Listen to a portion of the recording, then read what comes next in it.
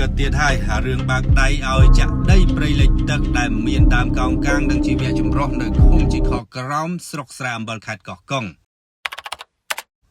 สกเดริกาปีเนภูมินบานในดังทามเมียนกาบากได้บากกุบเกิดเขียนนักធ្វើសកម្មភាពจะได้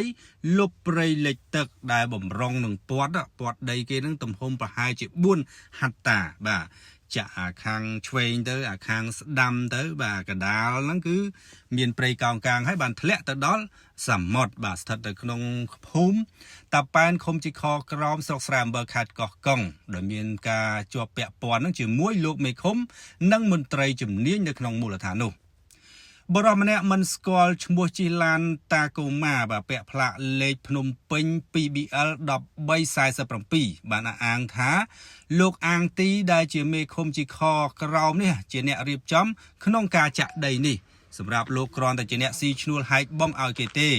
ចង់ដឹងច្បាស់ហ្នឹងសួរទៅលោកមេឃុំទៅព្រោះគាត់ហ្នឹងជាអ្នកគ្រប់គ្រងបាទហើយចំណែកបរិមម្នាក់ទៀតនោះឈ្មោះមានបាទជាអ្នកមើលការខុសត្រូវនៅទីនោះដែរហ្នឹងស្រាប់តែចេញមកគម្រាមបើហើយបាទគម្រាមកំហែងអ្នកសារព័ត៌មាននឹងមិនឲ្យថតបាទដោយលើកឡើងថាហែងប្រយ័ត្នណាកុំចេះដឹងរឿងគេច្រើនពេកអាហែងហ្នឹងគេចង់ធ្វើអីក៏ធ្វើទៅដីគេចាក់គេធ្វើច្បាប់ហើយអាហែងហ្នឹងចង់មិនបាទនិយាយដូចនេះរួចហើយហ្នឹងបរោះឈ្មោះមានហ្នឹងក៏កិច្ចខ្លួនបាត់ទៅបាទមិននៅយូរបន្តិចទៅដើម្បីឲ្យស្គាល់មុខគ្នាច្បាស់យេបាទការយ៉ាងនេះเนาะអ្នកភូមិលោកអាងទីមេឃុំជីខក្រៅនោះបានឲ្យដឹងថាដីនោះគឺចាក់ធ្វើផ្លូវទៅកំពង់ទូករបស់ម្ចាស់ដីបាទហើយបានជាបរិវត្តអីប្រើប្រាស់អញ្ចឹងណាអត់មានការស្នើសុំច្បាប់អនុញ្ញាតទេហើយប្អូនរបស់លោកនៅភ្នំពេញហ្នឹងគឺជាអ្នកចាក់ដីហ្នឹងចាក់ត្រឹមព្រំមិនដល់ព្រៃកោងកាងទេលោកបញ្ជាក់អញ្ចឹងហើយម្ចាស់ដីហ្នឹងគឺថាគេនៅឯក្រៅប្រទេសហ្នឹងហើយលោកមេឃុំហ្នឹងគាត់និយាយហាក់ដូចខឹងខ្លាំងដែរព្រោះព័ត៌មានហ្នឹងវាត្រូវបែក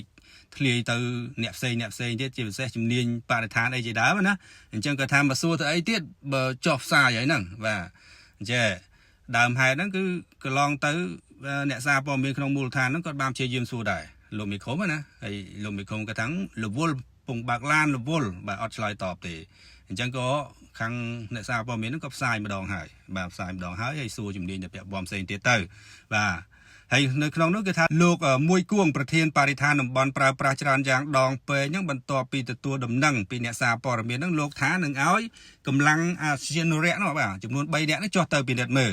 ក្រោយពីចុះទៅដល់ហើយភ្លាមនោះគឺមន្ត្រីអាស៊ានរៈហ្នឹងថារងចាំសួរនាំបាទលិខិតស្នាមខណៈដែលគ្រឿងចាក់ហ្នឹងអត់ឃើញនៅកន្លែងទេបាទអត់ឃើញនៅកន្លែងធ្វើសកម្មភាពហ្នឹងទេហើយមន្ត្រីអាស៊ានរៈហ្នឹងក៏ថា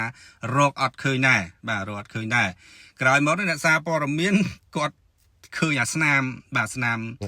excavator ស្នាមរថយន្តនេះហ្នឹងយកទៅទម្លាក់នៅព្រៃក្បែរហ្នឹងបាទអញ្ចឹងគាត់ឃើញហើយគាត់រាយការណ៍បាទអញ្ជើញមន្ត្រីអាស៊ានរៈហ្នឹងឲ្យមកមើលបាទទស្សនវិជ្ជាហ្នឹងបាទក្រោយមកហ្នឹងក៏មន្ត្រីអាស៊ានរៈហ្នឹងលោកមកហើយក៏ថតរូបថតអីអញ្ចឹងទៅថាចាំមើលសួរលិខិតស្នាមអីអញ្ចឹងណាបាទហើយក៏ទៅបាត់ទៅ